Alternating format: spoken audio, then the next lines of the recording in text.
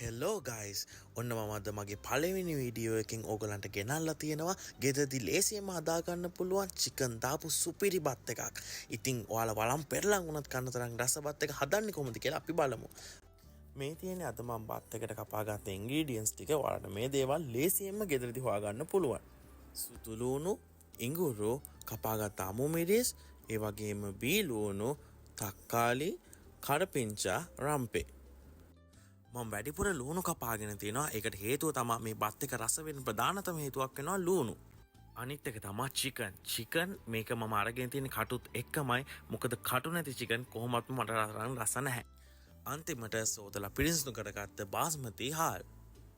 දැන් මම මුලින්ම චිකන් ටික සීසන් කරගන්න යන්නේ. මුලින්ම මිරිස් කුඩු, පැදපු 3-5 කුඩු, 3-5 කුඩු කහ කුඩු, ඒ වගේමයි ලුණු කුඩු, ඔයා අවශ්‍ය ප්‍රමාණයට ගෙදර තියෙනවා නම් ඔයාට සීසනින් සෝස්, ඒ වගේම රස වැඩි වෙන්න ඔයිස්ටර් සෝස් උත් ඔයාට මේ සීසන් කරන එකට එකතු කර ගන්න පුළුවන්. ඒ වගේමයි මේ බත් එකට ස්පෙෂල් යෝගට් ඒ ඔක්කොම දාලා මේ 3-5ත් එක්ක ඔක්කොම කවලම් කරගෙන සීසන් කරගන්න ඕනේ පැය භාගයක්. ඉතින් මම ඔයාලට කිව්වා වගේම අද මේ හදන ලේසි රස බත් එකට ඔයාලට රයිස් කුකර් එකක් හොඳටම ඇති. ඔයා රයිස් කුකර් එකට අවශ්‍ය තෙල් ප්‍රමාණය දාගෙන රත් වෙනකොට ඔයා ලුණු ටික දා ගන්න ඕනේ බැද ගන්න. ඉතින් ඒ ලුණු ටික ලස්සන රත්තරන් පාට වෙනකම් බැද ගන්න ඕනේ. මොකද මේ බත් එකේ ස්පෙෂල් රස එන්නේ ලුණු වලින්. ඒත් එක්කම අපි කපාගත්ත සුදු ලුණුයි ඉඟුරුයි මේ තෙල් එකේ ලුණු බැදෙනකොටම ඔයා එකතු කර ගන්න ඕනේ.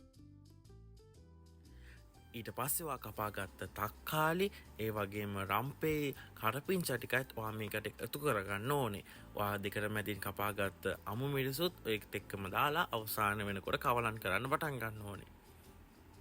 හොඳට කවලම් කරන්න ඕනේ තෙලේ හැම එකම බැදෙන්න. මොකද ලුණු වගේම මේ ටිකත් බැදෙන්න ඕනේ. තක්කාලිත් ඔයාට පේන්නේ නැති වෙන තරමට සෝස් එකක් වෙන තරමට බැදෙන්න ඕනේ. ඔන්න දැන් අපි එකතු කරගන්න යන්නේ අපේ සීසන් වෙච්ච චිකන් එක. ඒක දැන් හොඳ ගානට සීසන් වෙලා තියෙන්නේ. හොඳ පෙනුම ලස්සනටම තියෙනවා. ඉතින් ඒ ටිකත් එකතු කරගෙන අපේ තෙලේ අපි ඒ ටිකත් මික්ස් කරගන්න ඕනේ.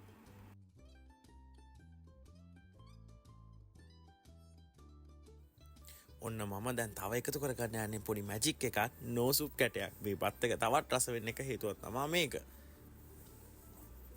ඔන්න විනාඩි 10කට පස්සේ ඔයාට චිකන් එක මෙන්න මේ විදියට බලා ගන්න පුළුවන්. මුළු ගෙදරම සුවඳයි. ඔයා මේ හදන විදිය හරියටම හැදුවොත් ඉතින් ඔයාට කටේ කෙලවනවා. අනිවාර්යෙන් මට විශ්වාසයි මේ හදන විදියට. ඊට පස්සේ ඔයා රයිස් ටික එකතු කර ගන්න ඕනේ. මේක හොඳට වපෙගෙන තියලා ගන්න ඕනේ. ඊට පස්සේ අවශ්‍ය ප්‍රමාණයට වතුර තිබෙලා ඔයා කවලම් කරලා හොඳට මික්ස් කරලා ආයෙත් මේක වහන්න. ඔන්න අපි ආසාවෙන් බලන්ගෙන හිටපු මගේ බත් එක රෙඩි. ඉතින් පේනවා නේද කොච්චර ලස්සනයිද කියලා දැක්කම ඇස් දෙකට උනා. ඉතින් ඒ වගේමයි රස.